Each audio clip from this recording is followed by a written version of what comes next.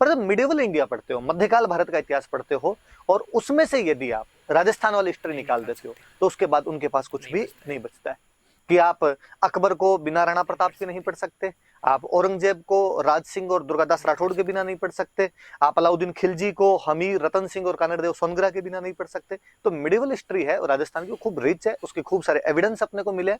अब उस एविडेंस के आधार पर अपनी जो हिस्ट्री बनती है, तब हमने पाया उसके अंदर कि उसमें अलग अलग देशों का इतिहास है। उन देशों को उस टाइम अपने बोलते थे प्रिंसली स्टेट। आप उनको देश कह दो, आप उनको राज्य कह दो, उस समय के प्रांत कह दो, क्योंकि प्रिंस हुआ करते थे वहां पर, इसलिए उनको आप प्रिंसली स्टेट्स कह दो। अलग अलग डायनेस्टीज हुआ करती थी, कोई गोहिल डायनेस्टी है, कोई राठौर डायनेस्टी है, चौहान डायनेस्टी है, प्रतिहार डायनेस्टी है, अलग अलग डायनेस्टीज का इतिहास पढ़ते हैं। आज हम जो शुरू करेंगे वो उन्हीं डायनेस्टीज का इतिहास हम शुरू करेंगे। आप ज्यादातर लोग जानते होंगे कि अपने राजस्थान में जब भी डायनेस्टीज की बात आती है, जब भी प्रिंसली स्टेट की बात आती है, तो सबसे बड़ा प्रिंसली स्टेट या जो सबसे अच्छे इतिहास वाला जो प्रिंसली स्टेट्स है, वो यदि कोई माना जाए तो अपने दिमाग में स्वतः मेवाड़ का नाम आ जाता है। और हमें कुंभा, सांगा, प्रताप, ऐसे खूब सारे नाम हैं जिनसे हम फेमिलियर होते हैं, जिनके बारे में हमने तीसरी क्लास से लेकर 10वीं क्लास तक कुछ ना कुछ, कोई ना कोई भाग उनका किसी ना किसी रूप के अंदर पढ़ा हुआ होता है। इसलिए चूंकि हम उससे फेमिलियर है, चूंकि वो थोड़ा लंबा चौड़ा सा इतिहास है, थोड़ा ज्यादा इतिहास है, तो वहां से हम शुरू करते हैं।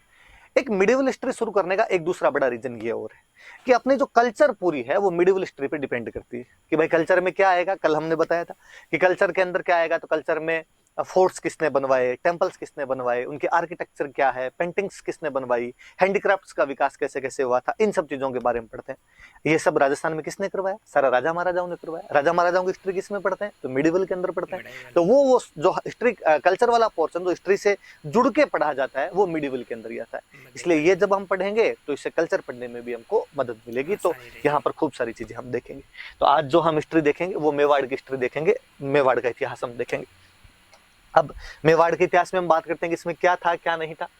तो मेवाड़ के इतिहास में तो सबसे पहले तो जब कोई एक मैं वर्ड बोलता हूँ, कि मैंने एक वर्ड बोला मेवाड़, आपके दिमाग में ऐसा होता है, एक चीज आती है कि मेवाड़ क्या, आखिर राजस्थान का वो कौन सा भूभाग है जिसे हम मेवाड़ कहते हैं। सामान्यतः मैं जब आपसे पूछ लूं तो आपके दिमाग में आएगा कि सर चित्तौड़गढ़, चित्तौड़गढ़ का आसपास का जो इलाका था वो मेवाड़ हुआ करता था एग्जैक्टली। और आपको मैं डीप में जाके पूछूंगा नहीं यार और बताओ थोड़ा, तो आप कहोगे सर उदयपुर, उदयपुर वाला और मान लो। आप में से कोई मेवाड़ का होगा तो वो कहेगा नहीं यार हमारे तो राजसमंद भी उसी के अंदर आया करता था, हम भीलवाड़ा को भी उसी के अंदर शामिल कर लेते हैं। फिर कोई कहेगा कि सर जो प्रतापगढ़ है वो तो चित्तौड़गढ़ से टूट के ही तो बना, चित्तौड़गढ़ की कुछ तहसीलें उसके अंदर डाली गई थी, उदयपुर की कुछ तहसीलें डाली गई थी उसके अंदर, तो उसको भी शामिल कर लो, तो हम उसको भी शामिल कर सकते हैं। कुल मिला के जो अपने दक्षिणी राजस्थान की ये कुछ जिले हैं इनको हम मेवाड़ के अंदर शामिल कर सकते हैं। तो कौन कौन से जिले, तो वो जब जिले देखेंगे तो जो हमने बोले यही जिले, कि आप उसके अंदर चित्तौड़ ले सकते हो, आप उसमें उदयपुर लीजिए, राजसमंद, भीलवाड़ा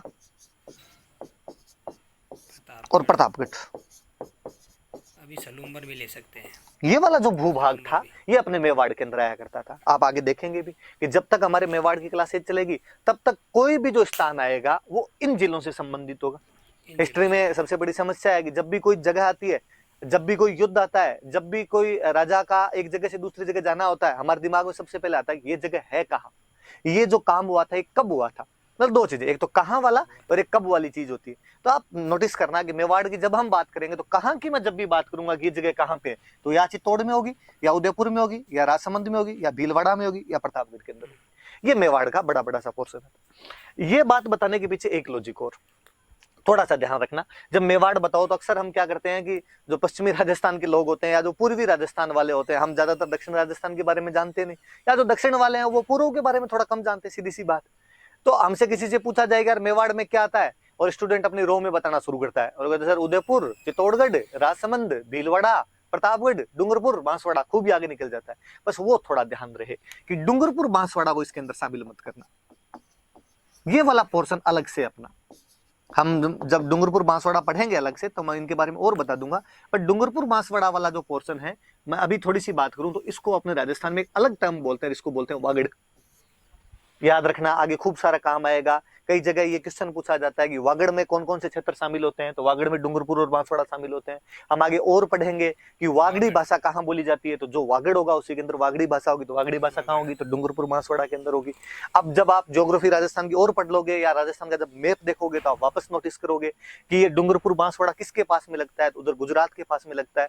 अब कोई आपसे पूछ ले कि राजस्थान की कौन सी बोली पे, राजस्थान की कौन सी डायलेक्ट ऐसी है जिसपे गुजराती इन्फ्लुएंस दिखाई देता है, तो गुजराती इन्फ्लुएंस किस पे दिखाई देगा, तो जो गुजरात के नजदीक है, गुजरात के नजदीक क्या वागड़, तो वागड़ी पे दिखाई देगा अपने आप में। तो खूब सारी चीजें एक दूसरे से रिलेट होकर पढ़ी जाती है। कहने का मतलब इतना है कि डूंगरपुर बांसवाड़ा वाला क्षेत्र अलग से वागड़ है, बाकी जो अपने दक्षिणी राजस्थान वाले जिले हैं, ये जो बेसिकली मैंने 5 जिले बताए, इनको आप किसके अंदर मान सकते हो, इनको आप मेवाड़ के अंदर मान सकते हो। हालांकि प्रतापगढ़ के अंदर बांसवाड़ा की भी कुछ तहसीलें जो थी वो इसमें शामिल की गई थी, फिर भी बड़े बड़े तौर पर प्रतापगढ़ का जो हिस्सा है वो सामान्यतः मेवाड़ का पार्ट माना जाता था। तो ये थोड़ा ध्यान रखना है, लिखा हुआ है कि ज्योग्राफिकल एक्सपांशन कि राजस्थान का कौन कौन सा एरिया इसके अंदर शामिल होता है। हम और इसको बाकायदा मैप से देख लेते हैं कि कौन सा एरिया शामिल होता है। तो हम जब मैप से भी इसको देखेंगे तो आप ये देख सकते हो, लिखा हुआ है farmer princely state of Mewar, कि मेवाड़ के प्रिंसली स्टेट में क्या क्या शामिल होता था। देख लो आप, इधर लिखा हुआ है आपके भीलवाड़ा, भीलवाड़ा लिखा हुआ है, ये आपका राजसमंद, ये आपका उदयपुर, समझ में आ गया, और ये चित्तौड़गढ़, और ये प्रतापगढ़, ये वाला इलाका। आप और देखेंगे इंडिया का मैप था, इंडिया में से राजस्थान, राजस्थान में से यहां से ये मैप उठाया हुआ, इसका मतलब दक्षिण की बात कर रहा है। तो ये दक्षिण का राजस्थान, भारत, भारत के अंदर अपना राजस्थान, राजस्थान में दक्षिण का राजस्थान, दक्षिण के राजस्थान की ये बेसिकली जो 5 डिस्ट्रिक्ट है, इनको हम किसके अंदर शामिल कर सकते हैं, तो मेवाड़ के अंदर शामिल कर सकते हैं। तो ये थोड़ी सी बातें ध्यान रखना। कोई सिंपल पूछे कि मेवाड़ कहाँ कहाँ पर है, नहीं भी पूछे तो भी अपने को पता रहे। और फिर मैं एक और बात बताऊं, राजस्थान जीके एक ऐसा सब्जेक्ट है जो अक्सर कई सब्जेक्ट में आप यूं पढ़ोगे ये तो यार प्री में आता है, मेंस में नहीं आएगा, या ये मेंस में आता है, प्री में नहीं आएगा। ये एक ऐसा सब्जेक्ट है जो आपके प्री में आता है, मेंस में आता है, इंटरव्यू तक पीछा नहीं छोड़ता, और इंटरव्यू में तो सबसे अधिक पूछा ही जाता है। रीजन भी है उसका, अपने आरपीएससी के अंदर जो भी कोई मेंबर बैठेगा वो आपसे चाहेगा कि आप राजस्थान के भूभाग से तो कम से कम परिचित, या पूरे राजस्थान से नहीं तो कम से कम आप जिस क्षेत्र से बिलोंग करते हो उससे तो परिचित। और क्योंकि मेवाड़ अपने राजस्थान के अंदर हिस्टोरिकली ज्यादा रिच रहा है, इसलिए मेवाड़ की हिस्ट्री ज्यादा पूछी जाती है। इसलिए कोई उठा के आपसे वहां से मेवाड़ की क्वेश्चन पूछ लेगा, मेवाड़ का क्षेत्र पूछ लेगा, उसका ज्योग्राफिकल एक्सपांशन पूछ लेगा, ये क्षेत्र कौन से आते थे कौन से नहीं आते थे ये पूछ लेगा। तो सारी बातें अपने को पता होनी चाहिए, मैंने बता दिया आपको इसकी। चलिए इसमें आगे बढ़ते हैं अपन। इसमें जब आगे अपने बढ़ेंगे तो आगे इसके अंदर लिखा हुआ था कि मेवाड़ के प्राचीन नाम, एंशिएंट नेम्स ऑफ मेवाड़। तो बात है कि क्या आज जिसको हम मेवाड़ कहते हैं इसको पहले भी मेवाड़ी बोलते थे या पहले कुछ और नाम हुआ करता था, ये वाला क्वेश्चन बनता है, खूब बार पूछा हुआ क्वेश्चन है। तो कहा कि नहीं साहब पहले इसको मेवाड़ नहीं बोलते थे, तो क्या कहते थे कि पहले इसका नाम हुआ करता था मेदपाट, मेदपाट नाम था इसका, और मेदपाट का अपभ्रंश होते होते धीरे धीरे मेवाड़ बन गया। तो कहा भाई मेदपाट कैसे पड़ा। अब फिर इसमें खूब सारी अलग अलग थ्योरी है। कोई कहता है कि यहाँ पे कोई मेर जाति आई थी, प्रागवाट भी बोलते थे, वो रहती थी, उसकी वजह से ये मेदपाट पड़ गया। कोई कहता है कि नहीं एग्जैक्टली वो मेद ही थे, कोई कहता है कि नहीं वो मेव थे, मेव थे मेव से मेवाड़ हुआ है, कोई कहता मेद थे मेद से मेदपाट हुआ है, या वो मेर थे और मेर से मेद है, मेद से ये मेदपाट बना अपने आप को। अलग अलग चीजें अपने याद रखने वाली बात ही थी कि इसका एक पुराना नाम क्या हुआ करता था, तो मेदपाट हुआ करता था। आज भी आप नोटिस यदि करोगे तो अपने मेवाड़ का एक पार्ट है जिसको हम मेवल बोलते हैं, अजमेर का एक पार्ट है जिसको हम मेरवाड़ा कहते हैं। तो मेरवाड़ा, मेवल, मेवाड़ कहीं ना कहीं किसी ना किसी जाति से संबंधित तो रहे थे। तो अपने याद रखने वाली बात है कि इसको प्राचीन काल में क्या बोलते थे, मेदपाट। चूंकि ये पठारी क्षेत्र था इसलिए इसका एक नाम और मिलता है, प्रागवाट। ये भी याद रखना, जब हम इसके एंशिएंट नेम पढ़ेंगे तो एक तो एंशिएंट नेम इसका क्या मिल रहा है अपने को, मेदपाट मिल रहा है, और एक एंशिएंट नेम इसका क्या मिल रहा है अपने को, प्रागवाट, इसका एंशिएंट नेम मिल रहा है। एक नाम और मिलता है अपने को, इसका एक नाम मिलता है अपने को सिवी जनपद। मैं जब आगे हम एंशिएंट राजस्थान पढ़ेंगे तब इसके बारे में और खूब सारी बातें पढ़ेंगे एंशिएंट राजस्थान में, और तब हम देखेंगे कि इसको सीवी जनपद क्यों कहते थे। ऐसा कहते हैं कि सिकंदर का जब आक्रमण हुआ था उस समय जो पंजाब में कई जनजातियां थी, जैसे एक जनजाति थी सीवी, एक जनजाति थी मालव, एक जनजाति थी योद्धे। वो जब सिकंदर वाले आक्रमणों से वहां पर तित्र बित्र हो गए थे, वहां का जनजीवन असामान्य हो गया था, एबनॉर्मल हो गया था, वहां पर नॉर्मल लाइफ इतनी नहीं चल रही थी, वो जहां पर थे वहां से कहीं ना कहीं डर के उनका सिस्टम उतना मजबूत नहीं रह पाया वहां पे, तो वो पंजाब से नीचे की तरफ उतरे। अब पंजाब से नीचे उतरेंगे तो कहाँ पे, राजस्थान, तो आपको योद्धे, मालव और सीवी तीनों राजस्थान के अंदर दिखते हैं। तो कहते हैं भाई ये सीवी जो जाति थी वो इस क्षेत्र के अंदर आके बस गई थी, इसलिए इसका नाम सीवी जनपद है। हम आगे पढ़ेंगे तब और देखेंगे कि बाकायदा हमें नगरी या माध्यमिका नाम की जगह जहाँ से सिक्के मिले और उन सिक्कों पर सीवी जनपद का नाम लिखा हुआ मिलता है। तो सिंपल क्वेश्चन ये बनता है आपका कि आपसे कोई पूछे कि जो सीवी जनपद था वो राजस्थान का कौन सा भूभाग कहलाता था, तो मेवाड़, या कोई घुमा के इसको पूछे वो कहे कि मेवाड़ में कौन सा जनपद हुआ करता था, तो सीवी जनपद हुआ करता था। कुल मिला के 3 एंशिएंट नेम याद रखने हैं उनके अपने। तो क्या क्या नाम हुए, एक नाम हुआ उसका मेदपाट, एक नाम हुआ उसका प्रागवाट और एक नाम हुआ उसका सीवी जनपद। मैंने तीनों बता दिया आपको, ऐसा तीनों को क्यों क्यों कहा जाता है। तो ये सामान्य मेवाड़ के बारे में जानकारी, मेवाड़ कहाँ कहाँ पर है और मेवाड़ के पुराने नाम क्या क्या हुआ करते थे, हमने मैप के अंदर भी इसको देख लिया। अब इसके बाद आगे बढ़ते हैं अपने, प्रागवाट। अब और आगे क्या जानकारी है अपने पास में। इसके बाद में अपने पास जो अगली जानकारी है, अगला ये आया कि गुहिल वंश, गुहिल डायनेस्टी। कि डायनेस्टी करने का मतलब, वंश करने का मतलब हुआ कि मैंने कहा कि रियासत, रियासत का मतलब राजा, तो राजा का कोई ना कोई एक डायनेस्टी होती है, कोई ना कोई एक वंश होता है। तो कौन से वंश के थे, कौन सी डायनेस्टी के थे, तो फिर किसी ने कहा कि जो मेवाड़ वाले राजा थे वो गुहिल वंश के थे, गुहिल वंश के लोग हुआ करते थे। तो एक तो सिंपल सी ये क्वेश्चन बन गया अपने आप में कि गुहिल वंश का राजस्थान में अधिकार कहाँ पे था, तो हम कह देंगे मेवाड़ में था। या कोई पूछे मेवाड़ में कौन से राजवंश का शासन था, तो हम कहेंगे गुहिल डायनेस्टी थी। पर फिर इसके बारे में बात है, ये कौन थे गुहिल, कहाँ से आए थे, खूब सारी थ्योरीज, खूब सारी कहानियां, इतिहास अपने आप में कहानियों का विषय है। खूब इतिहासकार अपने अपने तरीके से दिमाग लगाते हैं, वो अलग अलग बातें बताते हैं। हम अक्सर कंपटीशन की तैयारी करने वाले जो होते हैं वो उसमें से निचोड़ सा निकालते हैं और उस निचोड़ को निकाल के पढ़ लेते हैं। हालांकि उसके पीछे की एक माथापच्ची बहुत बड़ी होती है, खूब अलग अलग सी थ्योरियां होती है। जैसे गुहिल के बारे में जेम्सटोड जो एक थ्योरी दे के गया, जेम्सटोड एक थ्योरी दी और जेम्सटोड ने कहा कि गुजरात के अंदर एक जगह पड़ती थी वल्लभी, और वल्लभी में कोई राजा हुआ करते थे शिलादित्य। वही चीज है। शिलादित्य नाम करके राजा हुआ करते थे और उन शिलादित्य की एक रानी हुआ करती थी, उन रानी का नाम था पुष्पावती। कहते हैं कि पुष्पावती एक बार मेवाड़ साइड के अंदर माँ अम्बा की पूजा के लिए यहाँ पर आए हुए थे, और जब पुष्पावती यहाँ से वापस जा रहे थे तब रास्ते के अंदर उनको एक ब्राह्मण मिला और उसने कहा कि आप वापस वल्लभी मत जाना, आपके राज्य पर, आपके पति के राज्य पर दुश्मनों ने आक्रमण कर दिया है, आपके पतिदेव उसके अंदर हार गए और जो वो लड़ते हुए वीरगति को प्राप्त हो गए, उनकी जो अन्य रानियां थी वो उनके साथ में सती हो गई है, अब केवल आप ही बचे हो। रानी ने कहा कि जब मेरे पति वीरगति को प्राप्त हो गए, अन्य रानियां सती हो गई, तो फिर मैं क्यों रहूं, मुझे भी उनके साथ में सती हो जाना चाहिए। पर कहते हैं वो उस समय प्रेग्नेंट थे और प्रेग्नेंट महिलाओं के लिए कहा जाता है कि उनको सती नहीं किया जाता। तो उन्होंने कहा कि नहीं, आपके तो घर में बच्चा है और आपको इस प्रकार से सती नहीं किया जा सकता, इसलिए आपको रुकना पड़ेगा।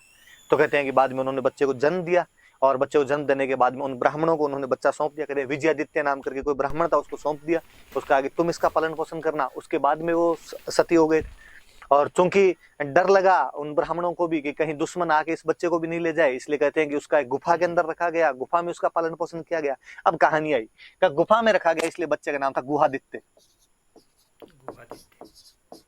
और गुहादित्य नाम से धीरे धीरे हमने उसको बना दिया गुहिल। गुहादित्य हुआ, किसी ने कहा केवल गुहा ही था, किसी ने कहा गुहा दत्त था, और धीरे धीरे उसको गुहिल बना दिया गया।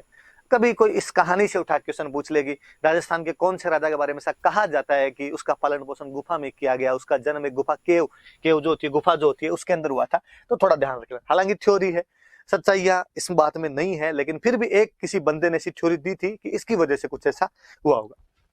तो कहा कि भाई ये गोहिल जो था ये वल्लभी वालों से संबंधित था, और ये ब्राह्मण वाली थ्योरी और निकल के आ गया अपने आप कि ब्राह्मणों ने पालन पोषण किया। तो कई लोगों ने बाद में कहना शुरू कर दिया कि ये ब्राह्मण थे, कईयों ने कहा कि ये वल्लभी से आए हुए थे। हालांकि बाद में जब अभिलेखन अपने को मिले तब इसके अंदर एक गुजरात की एक जगह का नाम हो रहा है आनंदपुर, या जिसको कहते हैं वड़नगर। तो कईयों ने कहा कि नहीं साहब ये वहां के नहीं थे, वल्लभी के नहीं थे, ये आनंदपुर के वड़नगर के थे। तो ये भी इनके बारे में एक थ्योरी दी जाती है कि ये वहां से आए होंगे।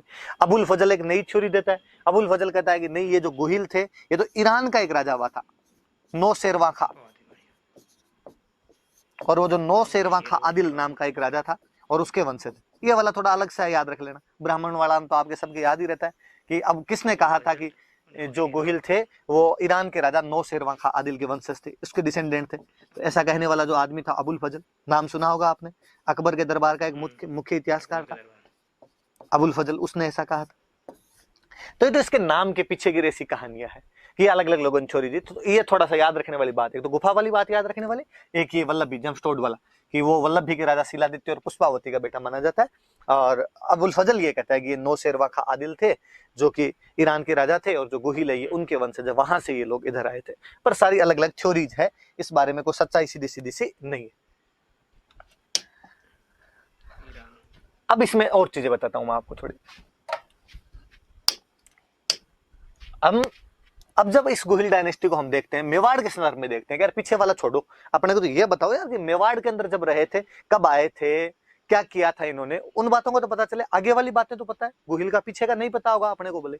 तब हम इसके बारे में कहते हैं कि ये सूर्यवंशी राजा थे, क्योंकि आगे के इनके जो भी अभिलेख मिले हैं उसके अंदर इन्होंने खुद को सूर्यवंशी हिंदू गाया।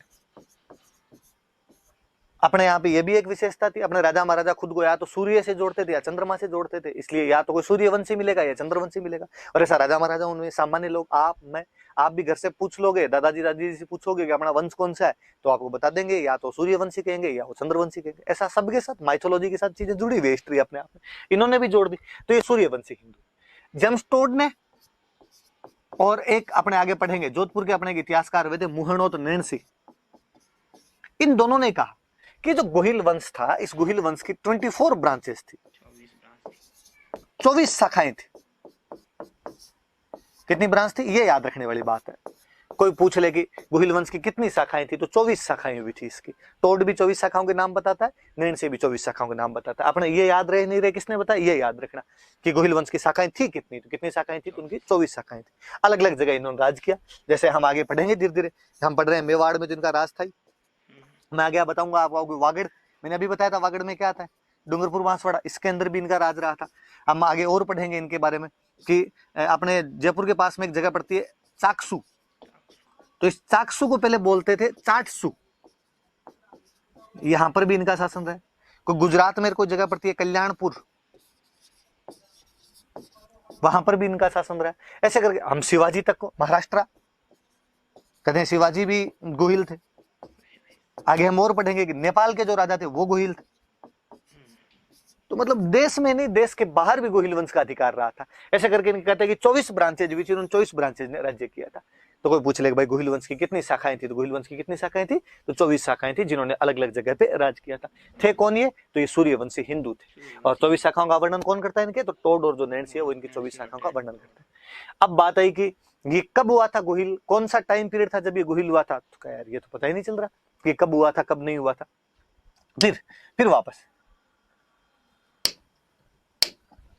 अपने गौरीशंकर हीराचंद ओझा, अपने राजस्थान के एक बड़े इतिहासकार हुए हैं, उनको एक अभिलेख मिला, सामोली अभिलेख।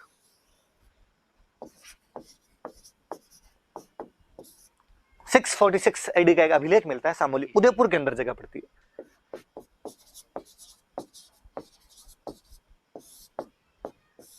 सामोली अभिलेख नाम की एक चीज मिली, 646 ईस्वी का। ओझा जी ने कहा कि जब उसको पढ़ा तो पता चला कि वो किसी शिलादित्य नाम के राजा का है।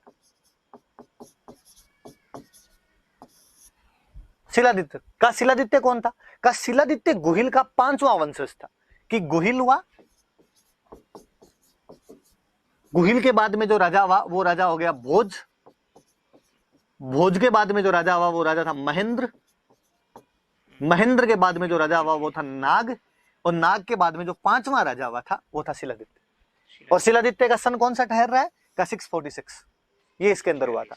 अब फिर इतिहासकारों का अपने अपने हिसाब से वो बातें करते हैं, और वो कहते हैं कि यदि 5वें वाला 646 में था तो एक राजा ने कम से कम 20 साल तो शासन किया होगा, तो इनके 20-20 साल पीछे घटा लो, तो ये 20-20 साल घटाने शुरू किए। तो कहा नाग का शासन क्या रहा होगा अपने आप में, तो कहा इसका 626 के आसपास रहा होगा।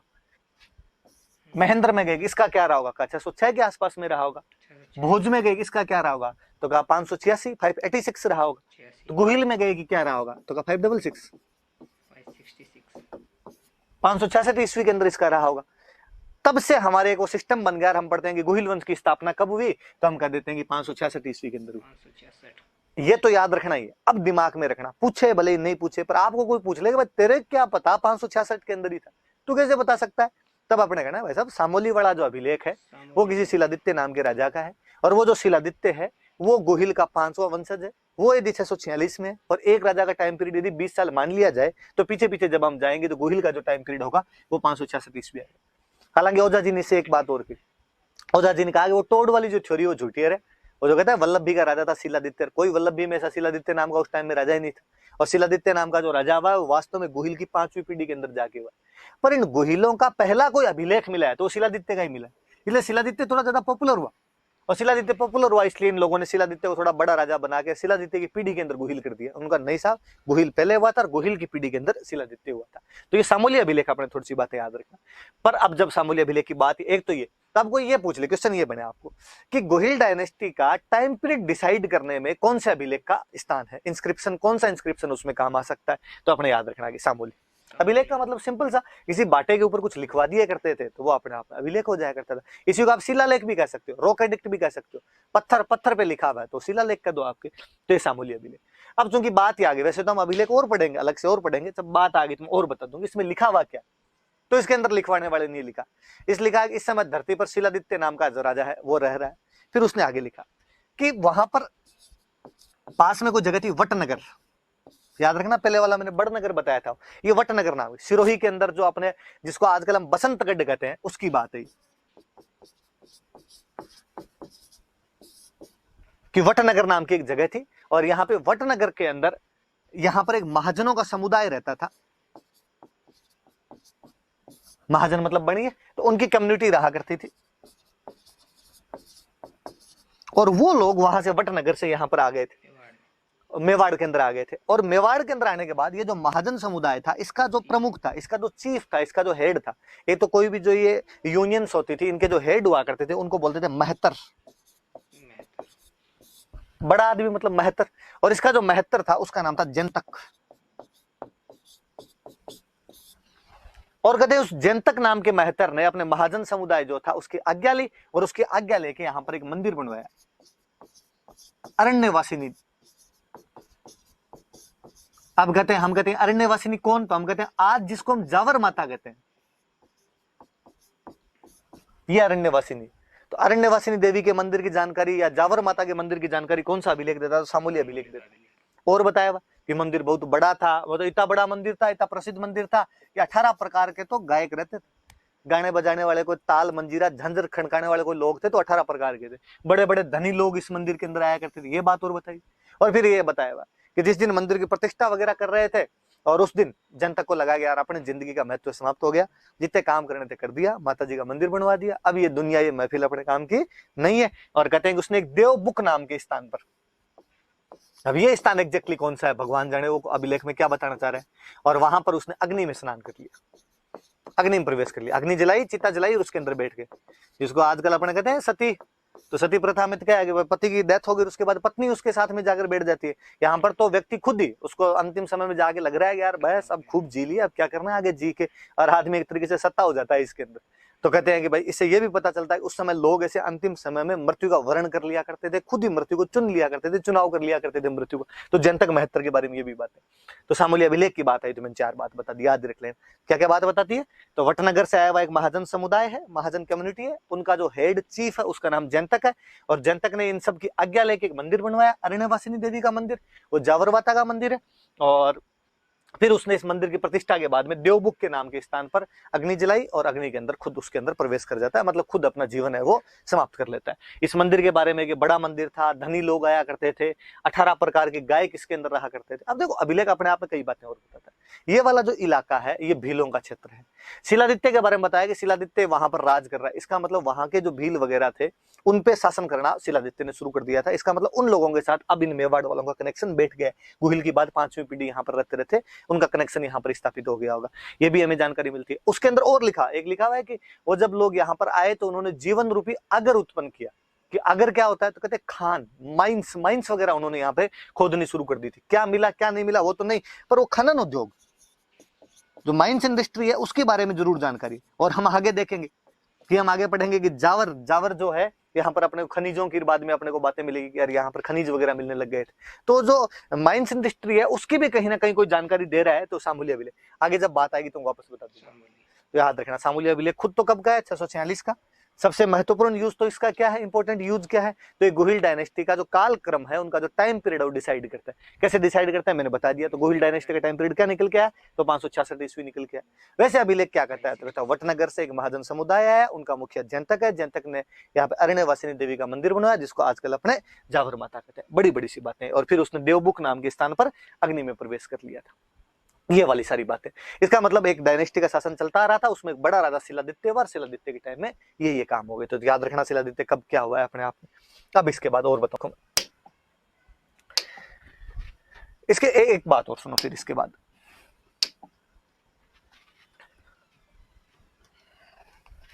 हम जब ये पढ़ रहे थे, इसके गोहिल के बारे में पढ़ते हैं, तो एक बात और सुनिए।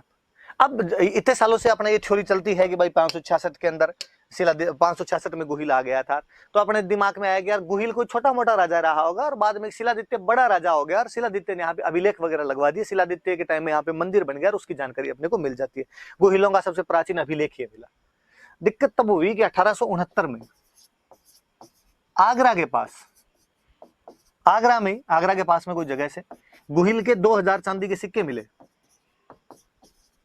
सिल्वर कॉइन्स मिले, जिनके अंदर श्री गुहिल लिखा हुआ है। तो लोगों ने कहा यार तुम कहते हो कि गुहिल का जन्म गुफा के अंदर हुआ था और यूं ही कहीं से लेके आ गए थे, और तो ये चांदी के सिक्के किसी राजा के मिलने, इसका मतलब राजा ने कॉइनेज सिस्टम भी शुरू कर दिया है, मुद्रा प्रणाली शुरू कर दी है, और ये बड़े राजा के हो सकते हैं और आगरा में और मिले। इसका मतलब पहले कभी ना कभी उस क्षेत्र के अंदर इनका कुछ ना कुछ रहा है, हो सकता है वहां से माइग्रेट होके आए।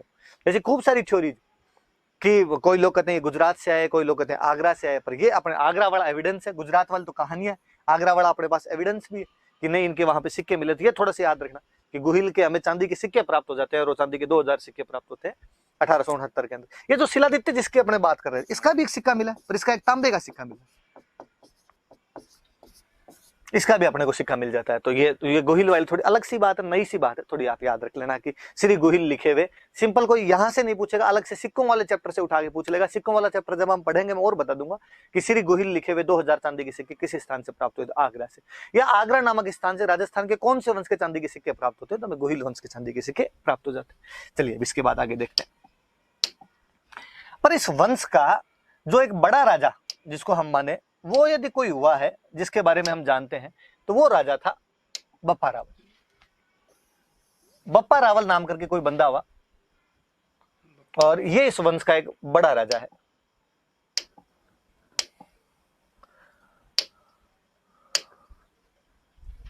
देखो, तो इसके बारे में हमें सबसे अधिक जानकारी यदि किसी के बारे में मिलती है तो बप्पा रावल के बारे में मिलती है कि गुहिल वंश का सबसे प्रतापी राजा हुआ था तो बप्पा रावल हुआ। और आगे वाले जितने भी राजा हुए उन सब ने अपनी वंशावली कहीं ना कहीं से शुरू की, तो बप्पा रावल से शुरू की, तो इसको एक बड़े राजा के रूप में अपने आप में मान्यता मिल गई। हम देखते हैं इसके बारे में, देखते हैं कौन था क्या था, पढ़ते हैं इसके बारे में अपने। तो देखो एक पहली एक चीज निकल के सामने आई कि इसका वास्तविक नाम क्या था। तो जब ये आता है वास्तविक नाम आता है तो अपने दिमाग में फिर ये क्या है, बप्पा रावल लिखा हुआ है, ये क्या है, ये नाम नहीं है। तो हमने कहा कि नहीं साहब ये नाम नहीं है। तो इसका एक्चुअल नेम क्या था, कि इसका एक्चुअल नेम तो काल भोज था, काल भोज नाम था इसका। तो फिर ये बप्पा रावल क्या है, तो बाद में किसी ने समझाने वाले ने बताया, बाद में इतिहासकारों ने कहा, बाद में गौरीशंकर हीराचंद ओझार जो आए उन्होंने कहा कि मेवाड़ में बाद में जितने भी राजा हुए थे उनको रावल कहते थे, राजाओं की उपाधि थी। वास्तव में एग्जैक्टली ये शब्द होता है राजकुल, जो राजकुल से संबंधित है वो रावल हो गए। ऐसी कई उपाधियां मिलती है, जैसे किसी की महारावल मिल जाती है तो महाराजकुल से संबंधित है वो महारावल हो गए, जो राजकुल से संबंधित है वो रावल हो गए। बप्पा बप्पा क्या मतलब हुआ का, ये एक नॉर्मल शब्द है, ये आप कहूं तो ये बापू है, ये बाप जो शब्द होता है उससे बना हुआ है, मतलब पिता के समान, पिता के तुल्य। और ये अपने गुजरात के टच करता हुआ जितना ही बॉर्डर है, यहाँ पर एक आपको देखने को मिलेगा कि अपने यहाँ पर जहाँ जो भी कोई आदरणीय व्यक्ति हो, सम्माननीय कोई भी रेस्पेक्टेड कोई भी बंदा होता है, उसको बाप जी कहने की रस्मी होती है।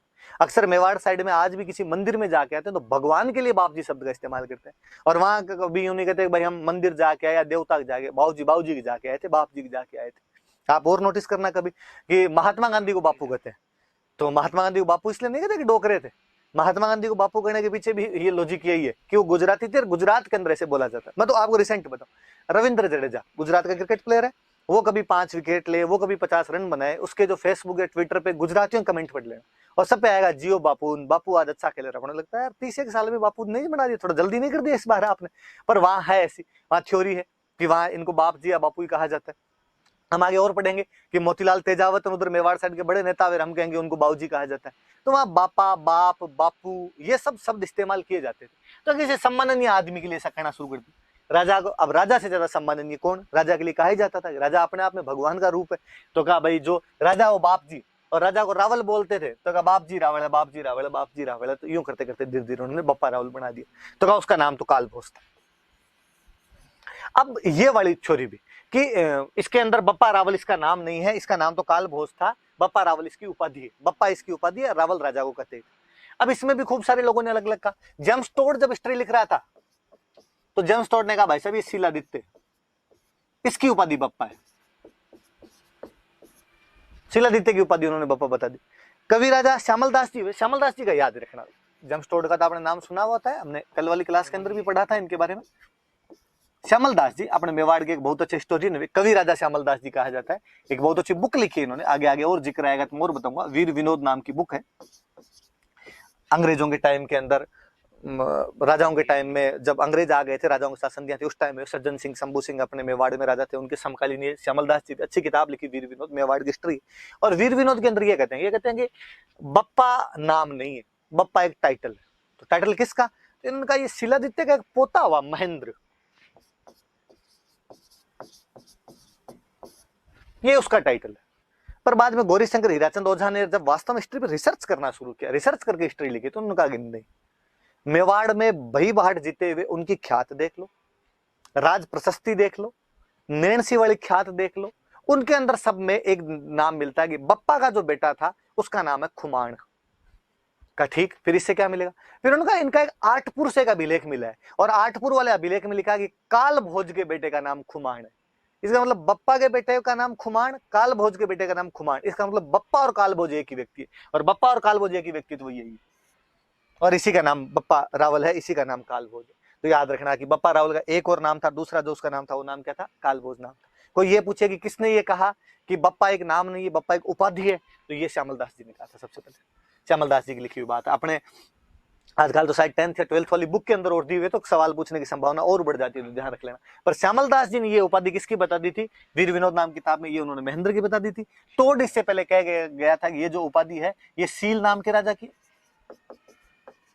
जो शिलादित्य हमने पढ़ा था उसकी उपाधि है। और हमारे जो ओझा जी हैं, ओझा जी ने ये उनका कहा है। तो ये थोड़ा ध्यान रखना कि किसने इनका नामकरण किया है या किसने इनके बारे में ये कहा है। तो गौरीशंकर हीराचंद ओझा नाम करके अपने राजस्थान में एक हिस्टोरियन हुए हैं, आजादी वाले साल में डेथ हो गई, वो शानदार हिस्टोरियन हुए। और राजस्थान की हिस्ट्री को सबसे पहले भले ही वैसे जेम्स टोड ने कंक्लूड किया था, लेकिन रिसर्च के आधार पर, आधुनिक जो शोध हुए उनके आधार पर यदि किसी ने कंक्लूड करने का प्रयास किया था तो वो अपने ओझा जी थे। तो ओझा जी ने इसके बारे में ये बात बताई, तो ये थोड़ी याद रख लेना आप बात। इसके बाद में और आगे बढ़ते हैं अपने, इसके बाद आगे चलते हैं। तो ये तो आ गया भाई वास्तविक नाम क्या था, तो हमने बता दिया भाई कालभोज इसका वास्तविक नाम था। अब दूसरी बात आई कि विक्ट्री कैंपेन, कि इस बंदे ने कहां कहां लड़ाइयां की थी, कहां कहां पे रहा था, ये बातें तो वापस का कि पहले ये पता लगाओ था कौन ये। तो फिर कईयों ने कहानी सुनानी शुरू की, और कईयों ने कहा कि एक ऋषि हुआ करते थे हारित, सेंट हारित थे, हारित ऋषि थे। और जो हारित ऋषि थे वो यहां नागदा में रहा करते थे। उदयपुर के अंदर एक नागदा नाम की जगह है, और वो नागदा के अंदर रहा करते थे। और ऐसा कहा गया कि बापा रावल जो था वो उनकी गायें चराया करता था। हरित ऋषि जो थे वो महादेव जी के भक्त थे, और बापा रावल उनके वहां पे रहता था, वो गायें वायें रखते होंगे तो उनकी गायें चराया करता था। फाइनली जब हरित ऋषि का अंतिम टाइम आया तो उन्होंने बापा रावल को पूछा कि मांग, जो मांगेगा वो मिल जाएगा। बापा रावल ने कहा कि यार थोड़ा ढंग से जुगाड़ कर दो रहने खाने पीने का, तो मेरा थोड़ा ठीक हो जाए। और कहते हैं कि हरित ऋषि ने वहां पर एक देवी हुआ करते थे राठासन, राठासन देवी की पूजा की। राठासन देवी राजी हुए, उनको कहा कि ये मेरा चेला है, इसको कुछ देना है ढंग की चीज, तो मैं देना चाहता हूँ, इनको मेवाड़ देना चाहता हूँ इसको। राधासन माता ने कहा मेरे पास नहीं है, इसके लिए तो फिर थोड़ा और तपस्या करनी पड़ेगी। और किसकी? तो महादेव की तपस्या कर। उनका महादेव का तुम भक्त हो तो बस उनको राजी कर। तो कहते हैं उन्होंने महादेव को राजी किया, और महादेव को राजी किया, और महादेव का भाई मेरे चेले को ऐसे ऐसे मेवाड़ का राज्य देना है। महादेव जी ने उनको हाँ भर ली, हाँ भर ली, तो कहते हैं कि उनको राज्य मिल गया। तो अपने सिंपल अपने कोई पूछ ले कि भाई बापा रावल को मेवाड़ का राज्य किसके आशीर्वाद से प्राप्त हुआ? तो हरित ऋषि के आशीर्वाद से प्राप्त हुआ। देवी के नाम वगैरह याद रहे नहीं रहे, ये याद रखना कि किसके आशीर्वाद से मेवाड़ का राज्य प्राप्त हुआ? तो हरित ऋषि के आशीर्वाद से मेवाड़ का राज्य प्राप्त हुआ था। किसको? तो बप्पा रावल को हुआ था। ये उनकी गायें चराया करता था, जैसे कहा जाता है। कुल मिला उनका शिष्य था, उनका फॉलोवर था ये बंदा, हरित ऋषि का फॉलोवर था। ये थोड़ा याद रख लेना। अब तो फिर बात आई कि ये तो नागदा के अंदर रह रहे थे, तो मेवाड़ का राज्य मतलब क्या मिला इनको? तो कहा इनको चित्तौड़ मिला। तो फिर क्वेश्चन बना, तो फिर चित्तौड़ का राजा कौन है? उस समय चित्तौड़ का राजा कौन था? तो फिर अपने को फिर जब अभिलेख वगैरह आगे देखते हैं तो पता चलता है कि चित्तौड़ में उस समय एक राजा था मान मोरी, और हम कहते हैं मोरी मौर्य है। चंद्रगुप्त मौर्य, अशोक मौर्य जो हुए थे उनकी कोई एक ब्रांच यहाँ पे रहती होगी, और वो लोग यहाँ पे रहते होंगे। ये वहां पे राजा हुआ करता था, चित्तौड़ का राजा हुआ करता है। और कहते हैं कि बापा रावल ने इस पर हमला किया, मान मौर्य पर हमला किया, और मान मौर्य पर हमला करके उसे चित्तौड़ छीन लिया था। ये घटना है 734 की, 734। ये याद रखना, ये कोई पूछ लेगा कि बापा रावल ने चित्तौड़ का किला किससे छीना था? तो मान मौर्य से छीना था। कब छीन लिया था? तो 734 एडी में छीन लिया था। किसके आशीर्वाद से छीन लिया था? तो हरित ऋषि जो थे, हरित ऋषि के आशीर्वाद से छीन लिया था। ये तमाम बातें याद रखनी। अब वो भले उसने वो छीन लिया था, वो वहां का चित्तौड़ उसने अपने कब्जे में ले लिया, पर चूंकि वो नागदा के अंदर रहा करते थे, इसलिए उसने कहा अपनी राजधानी जो नागदा ही है, राजधानी अपने चित्तौड़ नहीं बनाएंगे, राजधानी तो नागदा ही रखेंगे। तो उसने राजधानी तो अपनी कौन सी रख ली? नागदा ही रख ली। अब चूंकि हरित ऋषि का शिष्य था, हरित ऋषि महादेव जी के भक्त थे, तो उसने कहा फिर मैं यहाँ पे नागदा में महादेव जी का मंदिर बनवाऊंगा। और कहते हैं कि उसने यहाँ पे एकलिंग जी का मंदिर बनवाया।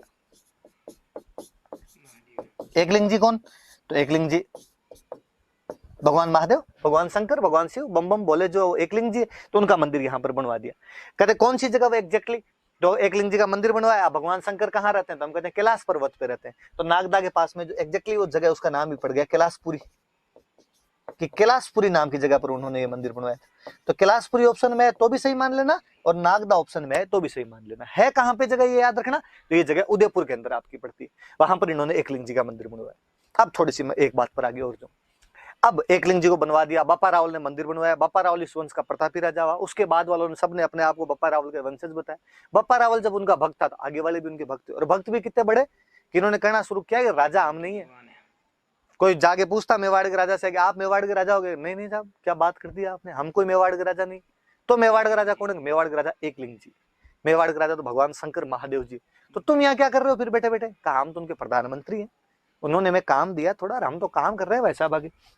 और उन्होंने अपने आप को पीएम करना शुरू कर दिया, एकलिंग जी का पीएम करना शुरू कर दिया। और पीएम को उस टाइम बोलते थे दीवान। इसलिए ये याद रखना, कोई आपसे पूछेगा कि मेवाड़ के जो राजा थे उनको किसका दीवान माना जाता था, किसका प्रधानमंत्री माना जाता था, किसके नाम से शासन किया करते थे, तो एकलिंग जी के नाम से शासन किया करते थे।